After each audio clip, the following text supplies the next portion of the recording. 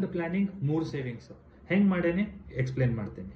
NRI property cell ಮಾಡಕ್ ನೋಡತ್ತಿದ್ರಿ ಅವರಿಗೆ ಇದು 3 ಸೇವಿಂಗ್ಸ್ ಆತ್ ನೋಡ್ರಿ.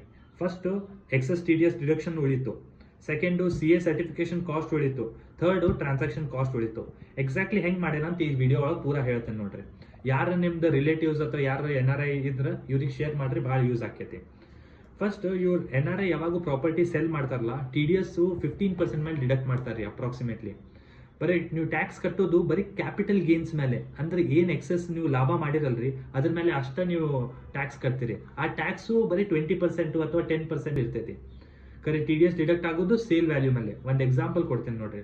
10 ಕೋಟಿ ಪ್ರಾಪರ್ಟಿ 8 ಕೋಟಿಗೆ ನೀವು ಪರ್ಚೇಸ್ ಮಾಡಿದ್ದು, ನೀವು ಸೆಲ್ ಮಾಡಿದ್ದು 10 ಕೋಟಿಗೆ, ಗೇನ್ ಆಗಿದ್ದು 2 ಕೋಟಿದ್ದು. 2 ಕೋಟಿ ಮೇಲೆ ಟ್ಯಾಕ್ಸ್ ಎಷ್ಟು ಆಕೈತ್ರಿ? 20% ಪ್ರಕಾರ ಬರಲಿ 40 ಲಕ್ಷ ರೂಪಾಯಿ.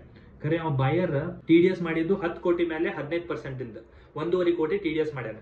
1.5 ಕೋಟಿ ಒಳಗೆ 40 ಲಕ್ಷ ತೆಗೆದ್ರೆ 1.1 ಕೋಟಿ ರೂಪಾಯಿ ಉಳಿತು. ಆದ್ ನೀವು ನಿಮ್ಗೆ ಯಾವಾಗ ಸಿಗ್ತೈತಿ? ನೀವು ರಿಟರ್ನ್ ಫೈಲ್ ಮಾಡ್ಬೇಕು. ರಿಟರ್ನ್ ಫೈಲ್ ಆದ್ಮೇಲೆ ಅದು ಪ್ರಾಸೆಸ್ ಆಗ್ಬೇಕು, ಡಿಪಾರ್ಟ್ಮೆಂಟ್ ಇಂದ ಫಂಡ್ಸ್ ರಿಲೀಸ್ ಆಗ್ಬೇಕು. ಇದೆಲ್ಲ ಟೈಮ್ ತಗೋತೈತ್ರಿ, ಬಹಳ ಟೈಮ್ ಕನ್ಸ್ಯೂಮಿಂಗ್ ಪ್ರಾಸೆಸ್.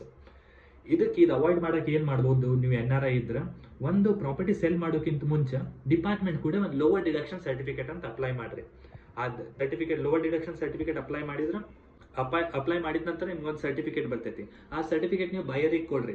ಅವ 15% ಮೇಲೆ TDS ಮಾಡೋಂಗಿಲ್ಲ, ಅವ ಲೋವರ್ ರೇಟ್ ಮೇಲೆ TDS ಮಾಡ್ತಾನೆ. ನಿಮ್ದು ಎಷ್ಟು ಕ್ಯಾಪಿಟಲ್ ಗೇನ್ಸ್ ಐತಿ 40 ಲಕ್ಷ ರೂಪಾಯಿ, ಅಷ್ಟರ ಮೇಲೆ ಅಷ್ಟ TDS ಆಕೈತಿ.